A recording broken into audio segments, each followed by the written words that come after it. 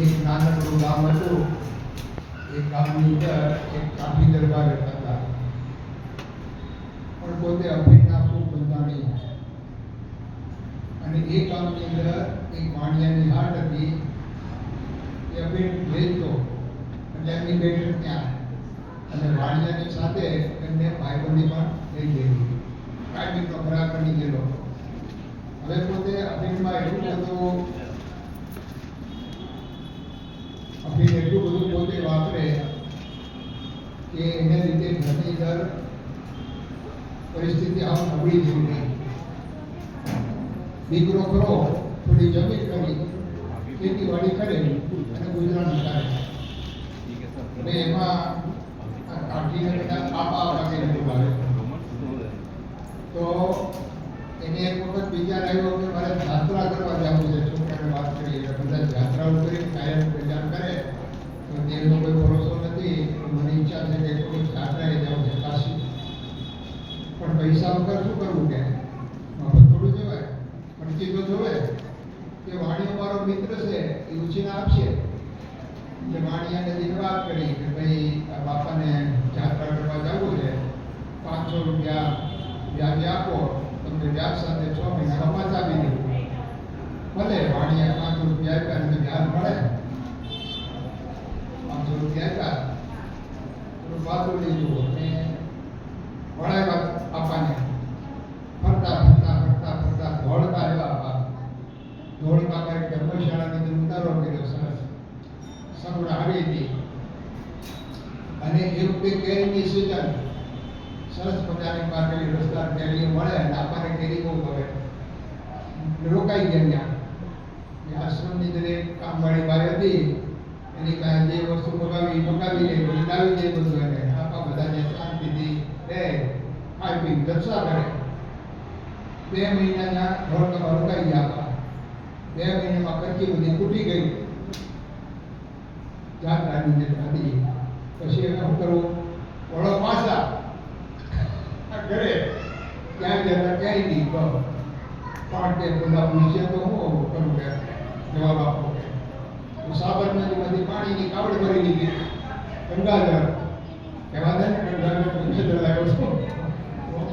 અને ગામને પાદરા સમાચાર રોજ આપણા યાત્રા કરીને આવી ગયા છે. ગામમાં તો માંગ વધી ગઈ. બધા દાન કરતો સ્વામીઓ કરી કેળીને લાવ્યા બાપાને. આપણા ગુલાબ પહેરાવ્યા, પગડિયા લાવ્યા, બધા ચરણ દત્તમાત્રે કરાવીને આપા કાશીની યાત્રા કરીને આવ્યા. ગંગાજળ આવ્યા છે. એ નોતરે ચડી ગયા. બધા જમણવાર કહી દે 1 મહિનો નહોતું આવ્યું બધું જમણવાનું. અને જમવા જાય બધે ગંગાજળ આપે.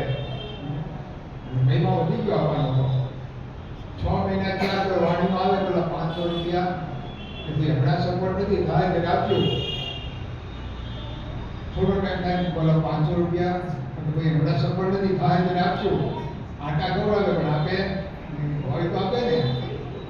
વાણીઓ કે પૈસા આપશે નહીં. પછી વાણીઓ આપવાના છોકરાને કે ભાઈ તમારે પૈસા ન દેવા હોય તો આ જાત્રાનું પૂન આપો મને. આપણા જાત્રા કરીને પૂન આપો મને તો પૈસા ન દેવા હોય તો. છોકરો કે થોડું દેવાય. પૂન તો માંડ ભેગું હોય. ગંગામાં નાય બાપ ધોયા હોય ને યાત્રા કરી હોય ને પૂન કમાણા હોય થોડું પૂન દેવાય. આપો આપા કે બે દીધા જેવું છે. 2 ટુકડા દીધા જેવું છે કે વાત કરી દીધી. બ્રાહ્મણે બોલાવ્યા, સંકલ્પ કરાવ્યો કે બાપા જે યાત્રા કરીને આવ્યા છે 1 મહિનો 2 મહિના કરીને, અને જે ચિત્રોમાં પૂજા કરી હોય, સ્નાન કર્યા હોય, એનું જે કાંઈ પૂર્ણ પ્રાપ્ત હોય એ પૂર્ણ બધું આપી વાણિયાને અર્પણ થાય છે. એમને વાણિયાને પૂર્ણ દીધું. અને 6 મહિના છતાં વાણિયાનો છોકરો બાપા લખ્યો. બીજા 6 મહિના ત્યાં તેની બૈરી મળી ગઈ. એટલે આપવાનું કોઈ નથી કહેતા કે આપણને પૂન જેવું છે. અને પછી તો ભાઈ વાણીઓ કે આવું આ તો મારે થઈ ગયા. આપવાનું પુણ્ય લીધું અને આ તમારા ઘરમાં છોકરો મરી ગયો, બહેરી મરી ગઈ. પછી વાતની ખબર પડી કે આપણા કઈ જાત્રા કરવા ગયા હતા એ તો અડધેથી પાછા વળી ગયા હતા કે. અને ગંગાજળને બધા સાબરમતીનું પાણી ભરી લેવા હતા કાગળ કરીને. અને થોડા વખતમાં પછી આપા બીમાર પડ્યા અને જમના દૂધ આવ્યા અને આપણને જમપુરીમાં લઈ ગયા. એટલે નારદાસ કવિએ કીધું છે કે સજની ભક્તિ કરીએ રે સાચા ભાવથી, પાછા પગલા ન ભરીએ સંસાર સાગર તરીએ, સત્સંગ કીજીએ સજની તાણું આવ્યું છે ભવજળ તરવાનું, મોગો મનુષ્યનો વારો ભવ સાગરનો આરો, સત્સંગ કીજીએ. આવો સત્સંગ કરવાનો નહીં પાપાની જેવો.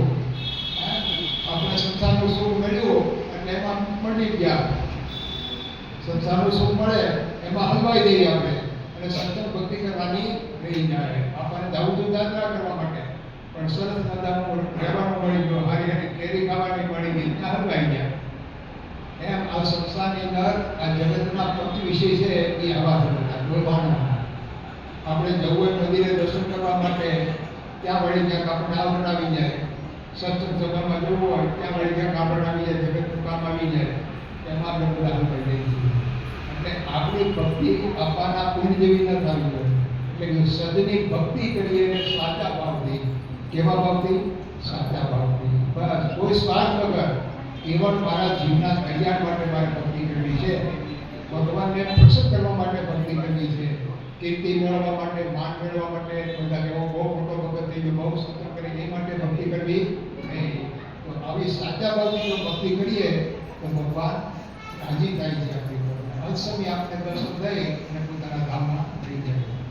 સત્સંગ ભક્તિ સાચા ભાવથી કરવી જોઈએ.